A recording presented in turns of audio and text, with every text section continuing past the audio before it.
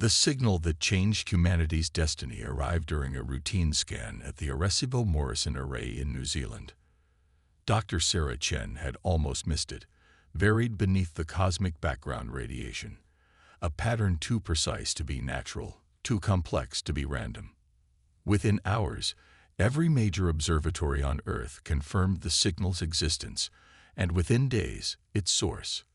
A massive object decelerating at the edge of our solar system. Earth's governments scrambled to respond.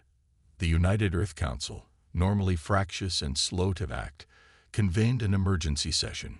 Dr. Chen found herself quickly promoted from radio astronomer to humanity's leading expert on alien communications, working alongside Admiral Marcus Santos of the newly formed First Contact Division.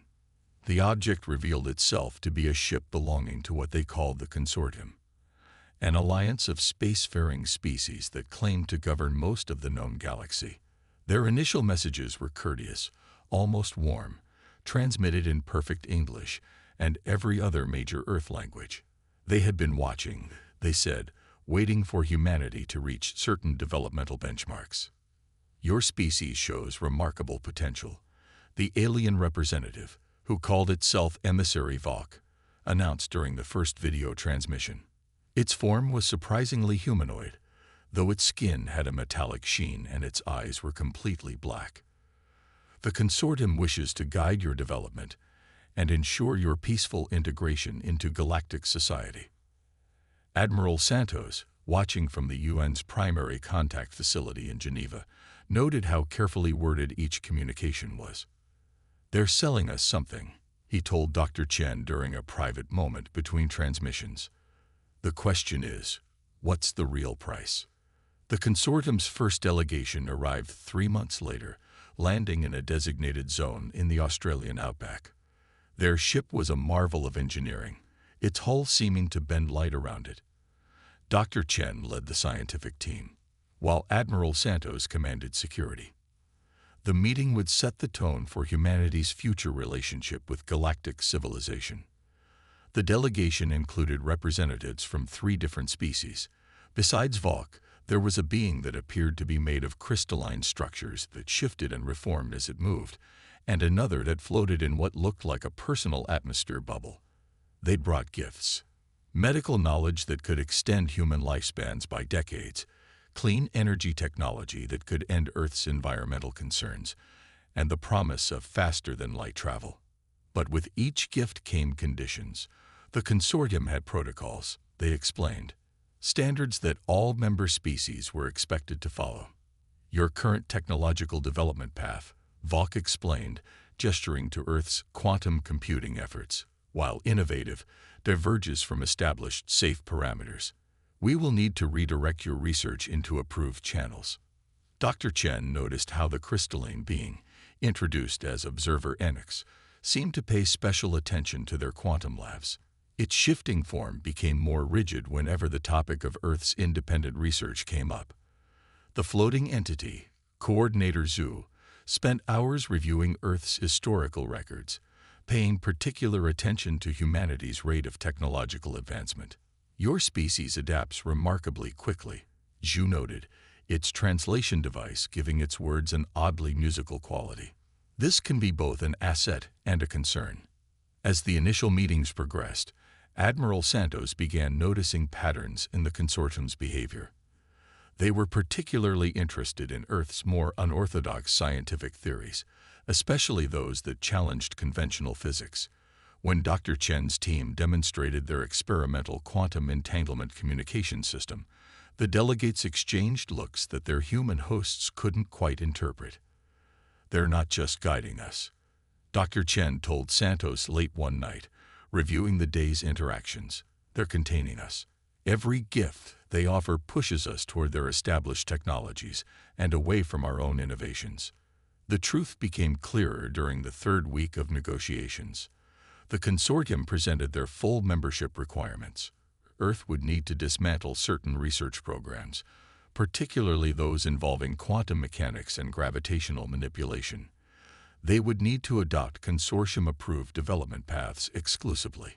All technological advancement would need to be reviewed and approved by consortium oversight committees.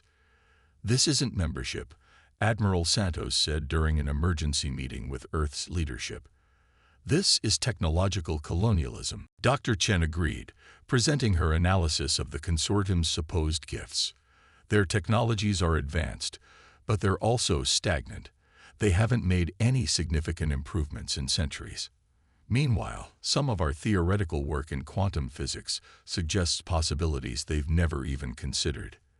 The decision Earth faced would shape its destiny. Accept the consortium's guidance and gifts, along with their limitations, or remain independent and potentially isolated in a galaxy that suddenly seemed much more crowded and complex than they had imagined." As Earth's leaders debated, Dr. Chen made a discovery that would change everything. Hidden in the quantum noise of the consortium's communications were patterns that suggested they weren't being entirely truthful about their technological capabilities. There were other species out there, unaligned with the consortium, who had chosen different paths. The galaxy held more possibilities than their would-be mentors wanted humanity to know. 6 months into the consortium's guidance program, Earth's scientific community was reaching a breaking point. In the secure underground facilities of the Global Research Initiative in Geneva, Dr. Chen watched as another promising experiment was shut down by consortium observers. The quantum tunneling device, which showed incredible potential for revolutionizing energy transmission, was deemed potentially destabilizing to established galactic infrastructure. Admiral Santos, now head of Earth's Extraterrestrial Relations Division, stood beside her as the lab was dismantled. His face remained impassive, but his clenched jaw betrayed his frustration.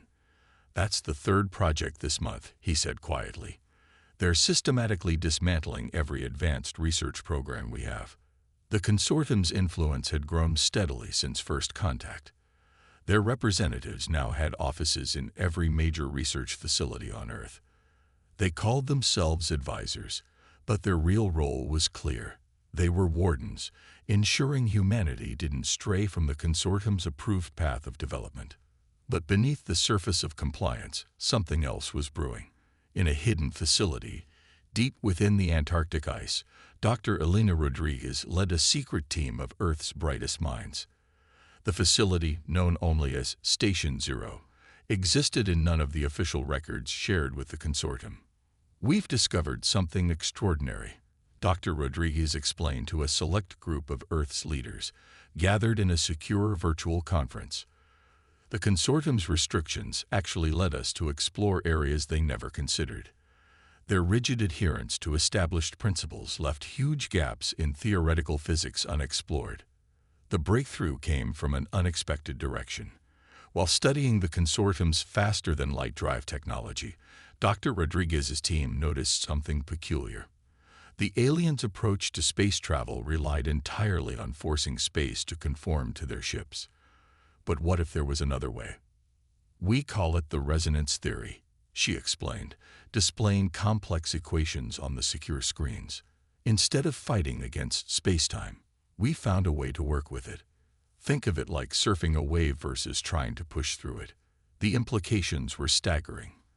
If the theory proved correct, humanity could develop faster-than-light travel that was more efficient and less detectable than anything the consortium possessed. But more importantly, it represented a completely different approach to physics, one that the consortium's rigid thinking had missed entirely. The challenge now was keeping their discovery hidden. The consortium's monitoring was thorough, but they had weaknesses. Their technology, while advanced, was predictable. They looked for specific signs of technological progress, never imagining that a species might advance along a completely different path. Dr. Chen, working with Station Zero while maintaining her visible role in consortium-approved projects, developed a brilliant deception. "We're hiding our real research inside failed experiments," she explained to Admiral Santos. "When they scan our facilities, all they see is primitive attempts to copy their technology." The strategy worked. The consortium representatives became increasingly condescending as they watched humans apparently struggle with basic principles of their technology. Emissary Valk even wrote a report praising humanity's admirable but limited understanding of advanced physics. Meanwhile, in Station Zero, The first prototype of the resonance drive took shape. Dr. Rodriguez's team worked tirelessly, knowing they were racing against time. The consortium was planning to integrate Earth more deeply into their hierarchy, which would mean even greater oversight. The breakthrough came on a quiet Tuesday morning. In a shielded test chamber deep beneath the ice, the prototype drive activated. Instead of the brutal force of the consortium's drives, this one created a gentle ripple in space-time. Instruments recorded success after success, showing travel potential that exceeded the consortium's capabilities by orders of magnitude. Admiral Santos was present for the first full test. "How long until they notice?" he asked, watching the prototype power down. "They won't," Dr. Rodriguez replied confidently. "We're not generating any of the signs they look for." To their instruments, this facility looks like a geothermal research station. "We're invisible because we're doing something they believe is impossible." The success brought both hope and new challenges. Earth's leaders now faced a crucial decision. They had proof that humanity could surpass the consortium's technology, but revealing this too soon would be disastrous. They needed time to develop their advantage, to build and hide their capabilities until they were strong enough to break free. Dr. Chen proposed a daring plan. "We continue to play the part they expect," she suggested. "Let them think we're struggling to follow their path while we secretly prepare for independence. We'll need to build a shadow infrastructure, hidden shipyards, secret research facilities, a whole parallel development program running alongside the visible one." The plan was dangerous. If the consortium discovered their deception, the consequences would be severe. But the alternative, accepting permanent technological slavery, was unthinkable. Earth's leaders unanimously approved the plan. As the meeting concluded, Admiral Santos turned to Dr. Chen. "How many other species do you think tried this?" he asked. "How many others saw through the consortium's guidance for what it really was?" "Probably many," she replied. "But I think we might be the first with the right combination of deviousness and determination to succeed. The consortium's greatest weakness is their certainty that their way is the only way forward. They can't imagine that their primitive subjects might outthink them." In the months that followed, Earth began its greatest deception. On the surface, humanity appeared to be slowly adopting consortium technology, accepting their limitations with grudging humility. Below that facade, a revolution in human science and engineering was taking shape. The real question was, how long could they maintain the charade, and what would happen when the consortium finally realized their mistake? The discovery came through an unlikely source. While reviewing consortium communication protocols, one of Dr. Chen's junior researchers noticed an anomaly in their quantum encryption. Hidden beneath layers of standard transmissions was another network of communications, messages that never appeared in official channels. In the secure confines of Station Zero, Dr. Chen and Admiral Santos watched as Dr. Rodriguez's team decoded the first of these hidden messages. What they found changed everything they thought they knew about the galaxy. "They're not alone in enforcing their technological orthodoxy," Dr. Chen explained to Earth's Security Council. "The consortium is actually just one arm of a larger organization, something they call the Precursor Initiative. Their goal isn't just to guide developing civilizations. It's to prevent any species from developing technologies that might challenge their control." The decoded messages revealed a darker truth. Earth wasn't the first civilization to spot the flaws in consortium physics. Other species had made similar breakthroughs, but the consortium had systematically suppressed them, either through economic pressure or, when necessary, direct intervention. Admiral Santos leaned forward, studying the decoded data.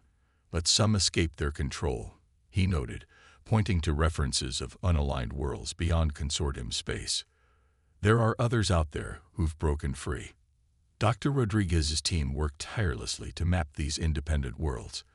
They existed in the gaps between consortium territories, hidden in nebula or gravitational shadows where conventional sensors struggled to function.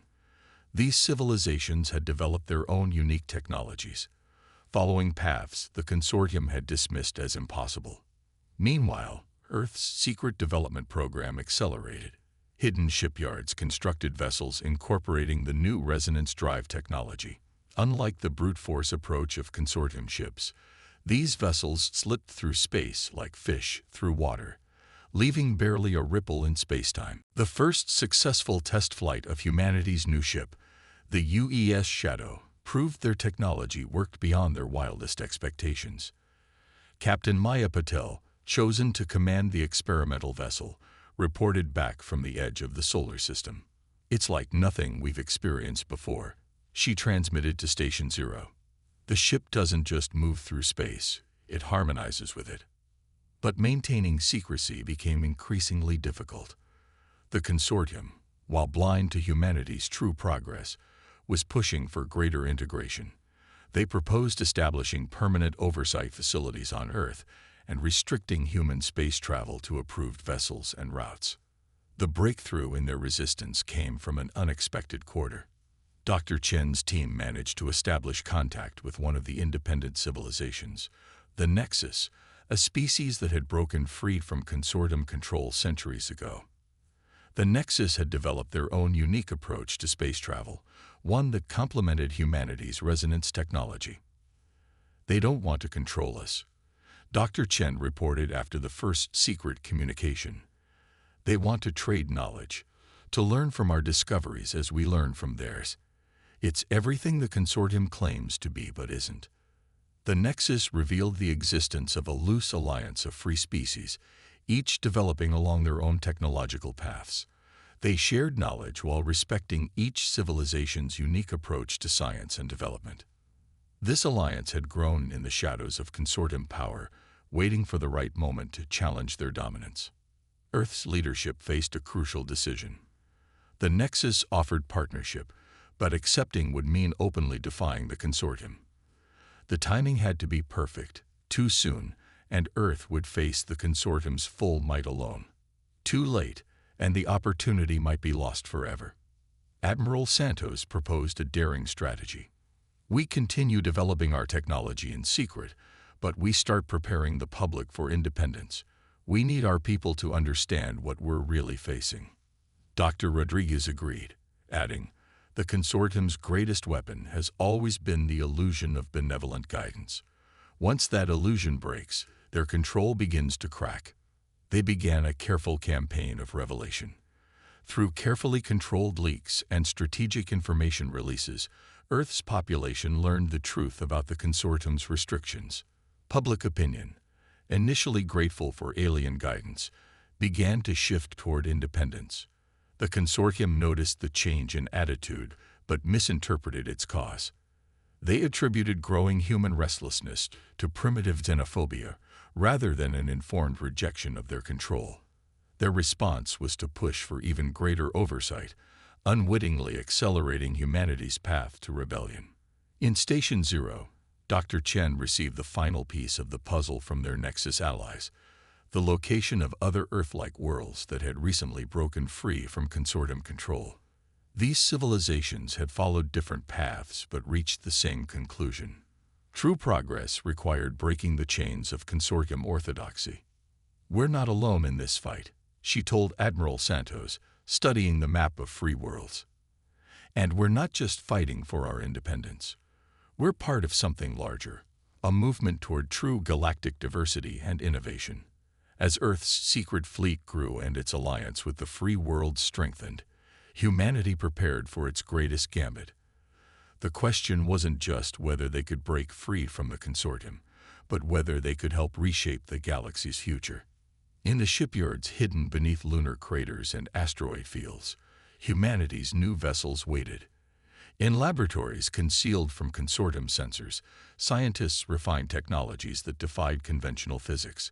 And in secure facilities around the globe, Earth's leaders prepared for the moment when they would finally show the galaxy that humanity had chosen its own path. The final phase of Earth's preparation began with a deception. The consortium representatives were invited to witness the launch of humanity's first official faster-than-light vessel, a ship built to their specifications and under their supervision. As they watched the carefully choreographed event, none of them suspected that deep within the asteroid belt, The real human fleet was assembling. Captain Maya Patel stood on the bridge of the UES Shadow, watching as more ships emerged from their hidden shipyards. Each vessel represented a different aspect of human innovation. Some specialized in the new resonance drive technology. Others incorporated advanced quantum communication systems that the consortium had deemed impossible. "Fleet status report," she commanded, her voice steady despite the historic weight of the moment. 30 vessels operational. Captain, her XO, Commander James Chen, responded, all equipped with resonance drives and quantum shields. The Nexus support fleet is standing by at the rendezvous point. In Geneva, Dr. Chen and Admiral Santos monitored the consortium's reactions to their surface-level activities. The alien representatives remained oblivious, focused on the ceremonial launch of what they believed to be humanity's first stumbling steps into faster-than-light travel. "They're so convinced of their superiority," Dr. Chen observed, watching emissary Volk deliver a condescending speech about guiding humanity's development. "They can't imagine we've already surpassed them in some areas." The true scope of human advancement would have shocked the consortium. Beyond the resonance drive, Earth's scientists had developed technologies that approached problems from entirely new angles. Quantum shielding that didn't just deflect energy but redirected it. Communication systems that utilized principles the consortium had dismissed as theoretical impossibilities. Dr. Rodriguez, coordinating from Station Zero, oversaw the final integration of their most ambitious project, the Harmony Network. Unlike the consortium's rigid control systems, the Harmony Network allowed ships to coordinate their resonance drives, creating synchronized effects that multiplied their capabilities. "The network is online," she reported to Admiral Santos. "All ships are connected and synchronized.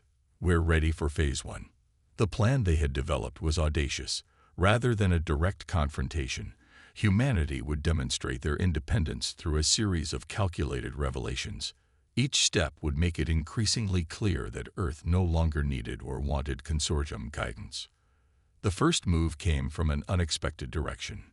During a routine consortium inspection of Earth's primitive quantum research facilities, Dr. Chen's team activated a series of experiments that demonstrated complete mastery of principles the consortium had deemed beyond human comprehension.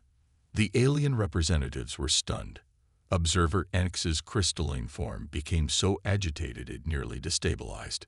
"This is impossible," it declared, watching as humans casually manipulated quantum fields in ways the consortium had never achieved.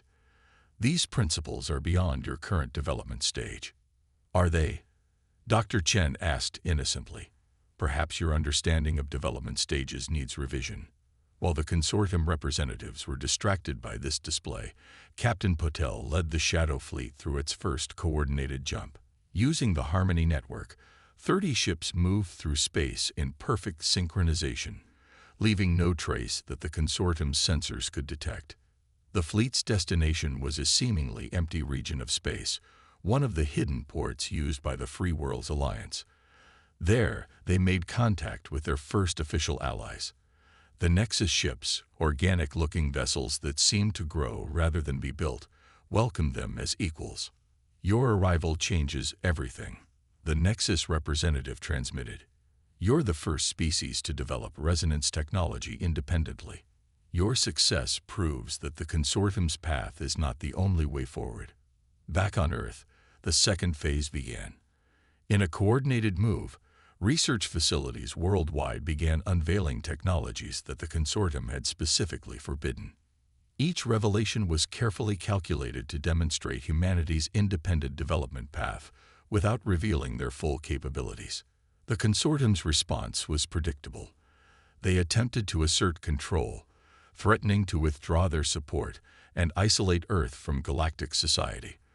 What they didn't expect was humanity's response. "We appreciate your concern," Admiral Santos stated during an emergency session with the consortium representatives, "but Earth has chosen its own path forward. We are not asking for permission." The true shock came when the consortium attempted to summon reinforcements to contain the situation. Their ships arrived to find Earth protected by defense systems they couldn't understand.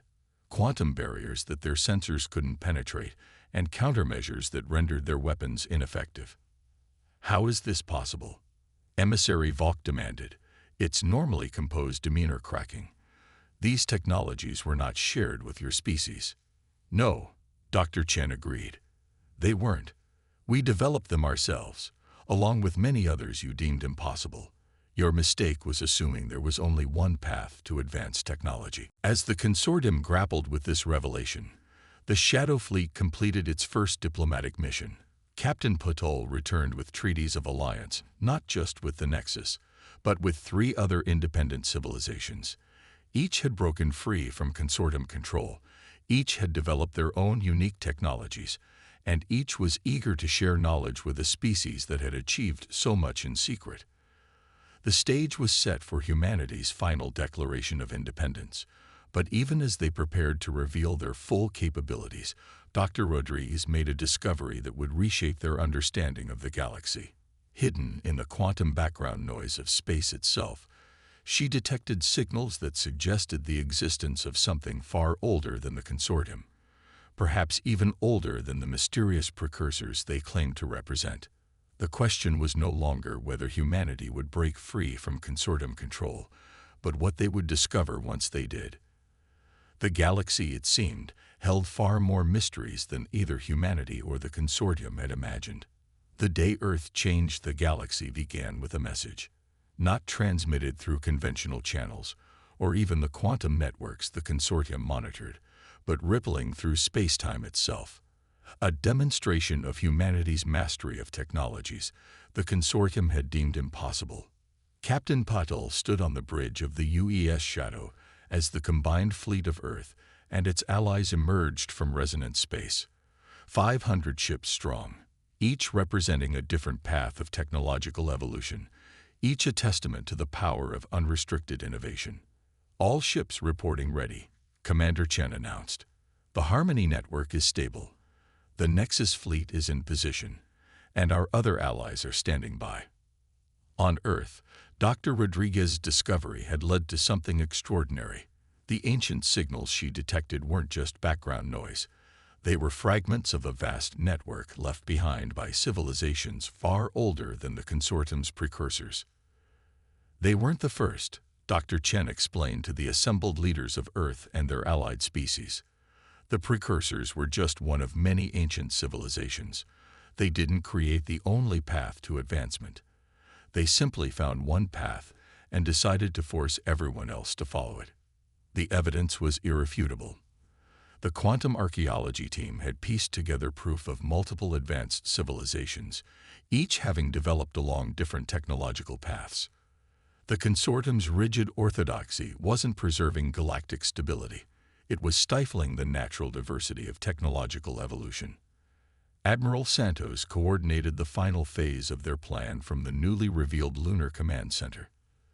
The consortium's representatives are demanding an explanation for our defensive screen, he reported. They're threatening military action. Let them, Dr. Chen replied.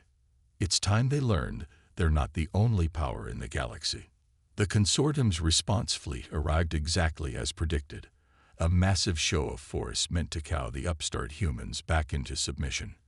What they found instead was a demonstration of power they couldn't comprehend. The human-led Alliance fleet didn't just fight. They rewrote the rules of space combat.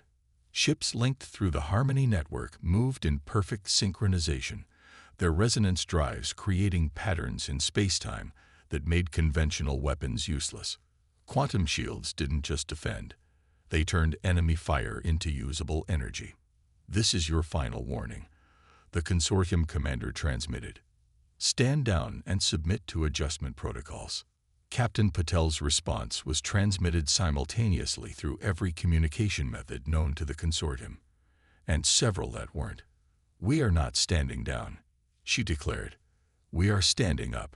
Not just for humanity, but for every species you've tried to force into your narrow vision of progress. What followed wasn't just a battle. It was a demonstration. The combined fleet showed capabilities that the consortium had deemed theoretically impossible. Ships phased through space using principles that contradicted consortium physics. Communication systems operated on levels their sensors couldn't detect. Defensive systems turned their own weapons against them. As the consortium fleet fell into disarray, Dr. Rodriguez activated the final component of their plan. The ancient network they'd discovered wasn't just a relic, it was still functional, waiting for someone to understand its true purpose. Through it, they broadcast the truth about the consortium's limitations to every species under their control. "You told us there was only one path forward." Dr. Chen's message went out across the galaxy. "You claimed to be preserving order, but you were really preserving your own power by stifling innovation. Today, we prove there are countless paths to the future." The response was beyond anything they had anticipated. Across consortium space, other species began revealing their own secret developments. Technologies hidden for generations emerged into the light. The consortium's grip on galactic development began to crack. In the aftermath, as the dust settled and the consortium fleet retreated in disarray, humanity found itself at the center of a transformation. The alliance of free worlds grew rapidly as more species broke away from consortium control. Each brought their own unique innovations, their own perspective on science and progress. "We're not creating chaos," Admiral Santos explained to the gathered representatives of newly independent worlds. "We're fostering diversity. Every species sees the universe differently. Every civilization finds its own path forward. That's not a weakness to be controlled. It's a strength to be celebrated." The Harmony Network expanded, linking not just ships but civilizations. Knowledge flowed freely between species that had been kept isolated by consortium doctrine. New technologies emerged from the combination of different scientific approaches. The galaxy began to change. Captain Patel, standing on the observation deck of the Shadow, watched as ships of various species maneuvered together in space. Each moved according to its own principles of physics, its own understanding of spacetime, yet all worked together in harmony. "They tried to make us all follow the same path," she said to Commander Chen. "They never understood that the universe is too vast, too complex for just one way forward." Dr. Chen and Dr. Rodriguez continued their research into the ancient network, each discovery revealing more about the galaxy's true history. The precursors weren't the beginning of galactic civilization. They were just one chapter in a much longer story. "We're not just changing the present," Dr. Chen realized. "We're rediscovering the past and opening up the future." The message that had started everything became a promise. The galaxy was entering a new age, not one of rigid control and forced conformity, but of diversity, innovation, and unlimited potential. Humanity hadn't just won its independence, it had helped unlock the true nature of progress itself. As new ships launched from Earth's shipyards, each incorporating technologies that blended human innovation with insights from their allies, they carried with them a simple truth. The future belongs not to those who enforce one path, but to those who dare to find their own way forward.